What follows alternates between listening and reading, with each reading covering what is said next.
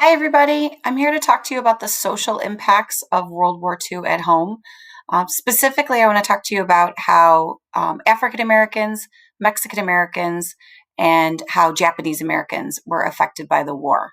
Keep in mind, this is a question that AP loves to ask, kind of the effects on the home front.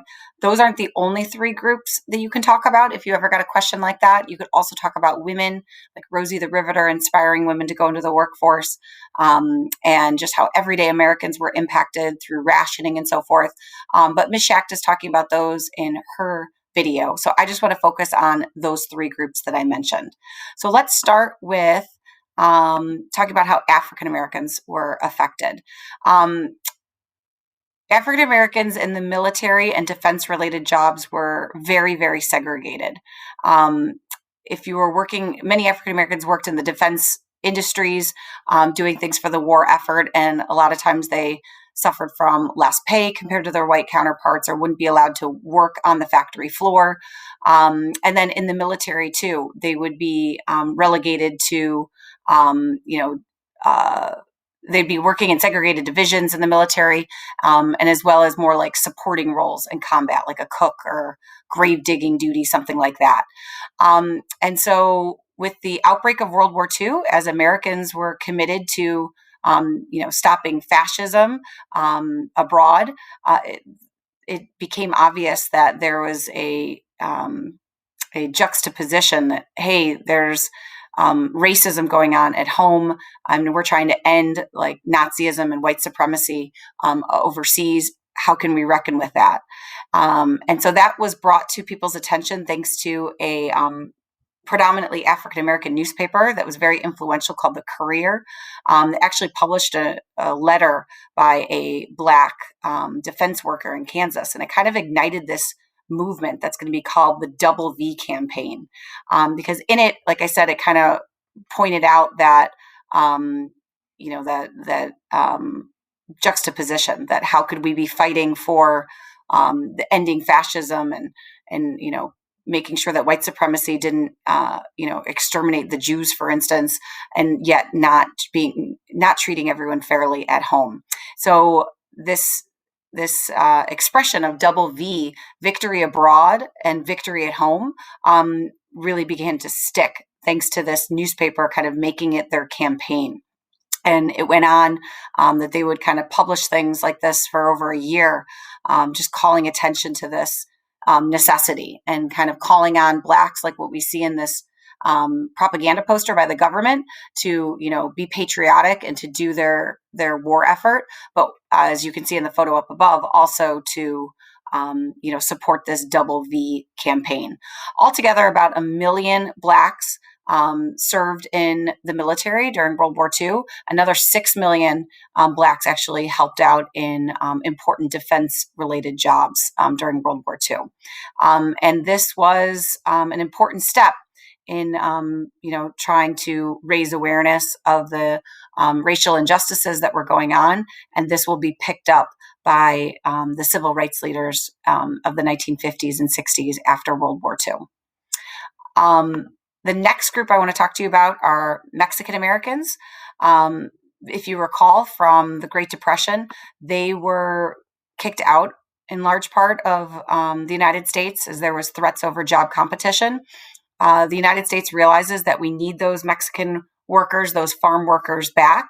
And so we start the Bracero Program. Bracero means manual labor in Spanish. And this Bracero Program, again, is going to do the opposite of repatriation that was in the 1930s.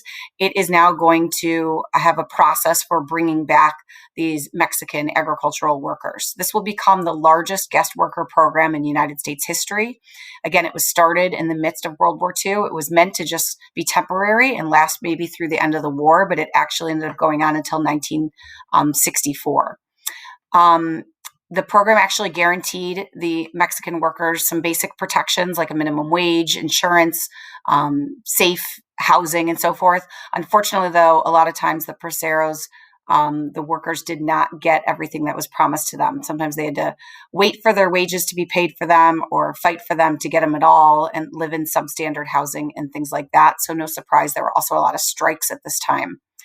Altogether, there are about 4.6 million contracts that were issued over the 22 years of this Bracero program. Here you can see that it was not easy for the Bracero workers.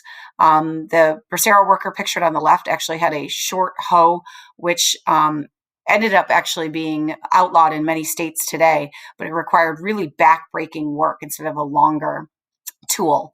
And as you can see by the sign on the right, they faced a lot of racism and discrimination, the Mexican workers here in the United States.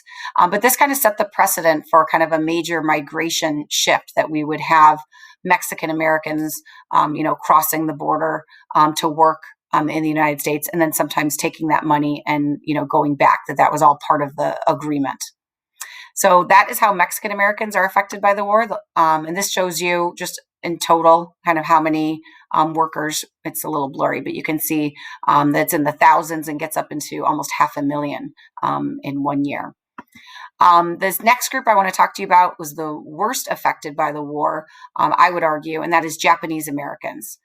This all started with, actually even before Pearl Harbor, Japanese Americans had been targeted, and there was some concern that there might be spies in the United States, and the government actually even did some investigation on that.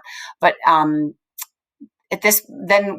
Harbor happened, and people, even though the government had said that, hey, there isn't anything to be concerned about with these Japanese Americans living in the United States, the American public still was incredibly suspicious.